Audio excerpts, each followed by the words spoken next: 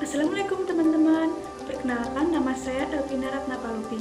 Hari ini saya akan membahas mengenai kesetimbangan benda tegar. Nah, kira-kira kesetimbangan benda tegar itu apa sih? Ada yang tahu nggak? Kesetimbangan benda tegar ialah kondisi di mana momentum suatu benda bernilai sama dengan nol. Artinya, jika awalnya suatu benda itu diam, maka benda tersebut akan cenderung untuk tetap diam.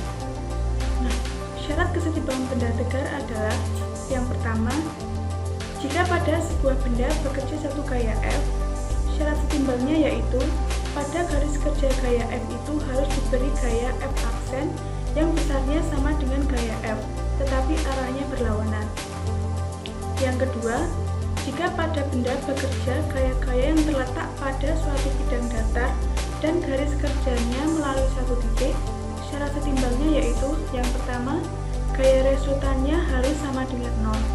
Dan yang kedua, kalau dengan pertolongan sumbu-sumbu X dan Y haruslah sigma Fx sama dengan 0 dan sigma Fy sama dengan 0. Dan untuk yang ketiga, jika pada sebuah benda bekerja gaya-gaya yang tidak terletak pada satu bidang datar, tetapi garis-garis kerjanya melalui satu titik, syarat setimbangnya yaitu dengan pertolongan sumbu-sumbu X, Y, dan Z haruslah sigma Fx sama dengan 0, sigma Fy sama dengan 0, dan sigma Fz sama dengan 0.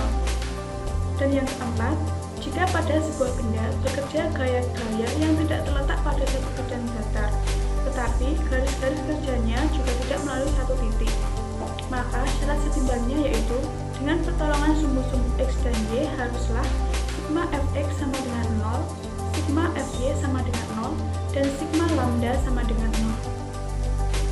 Nah, selanjutnya, macam-macam kesetimbangan benda tegar. Kesetimbangan benda tegar memiliki 3 macam atau 3 jenis. Yang pertama, kesetimbangan stabil. Yang kedua, kesetimbangan labil.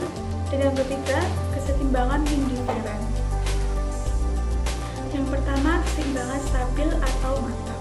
Kesetimbangan stabil adalah kemampuan suatu benda untuk kembali ke posisi semula saat benda diberi gangguan. Dan yang kedua, keseimbangan labil atau goyah. Keseimbangan labil terjadi jika benda tidak bisa kembali ke posisi semula saat gangguan pada benda dihilangkan. Dan yang ketiga yaitu keseimbangan indiferen atau netral. Keseimbangan indiferen terjadi jika benda mendapatkan gangguan di mana pusat gravitasi pada benda tidak naik atau tidak turun. Akan tetapi, benda berada di posisi yang baru. Nah, cukup sekian yang dapat saya sampaikan. Saya mohon maaf apabila banyak kekurangan dan kesalahan. Semoga yang saya sampaikan dapat bermanfaat. Sampai jumpa!